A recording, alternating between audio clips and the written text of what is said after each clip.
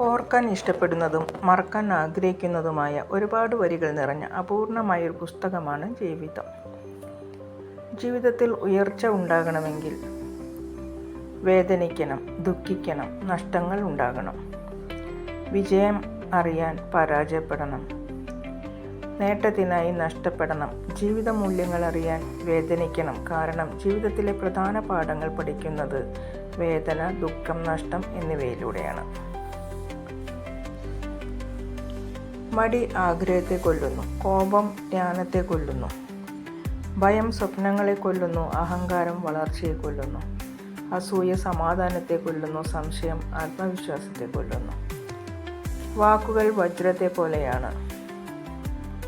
ഉപയോഗിക്കാൻ അറിയാവുന്നവരുടെ കയ്യിൽ അതിന് തിളക്കവും മൂല്യവും വർദ്ധിക്കും. എന്നാൽ ഉപയോഗിക്കാൻ അറിയാത്തവരുടെ കൈകളിൽ അത് ഹൃദയം കുത്തി വേദനിപ്പിക്കുന്ന വെറും ചില്ല് കഷ്ണമാണ്.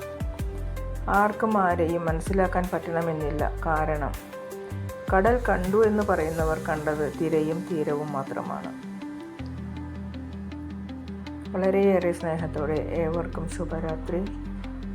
Good night.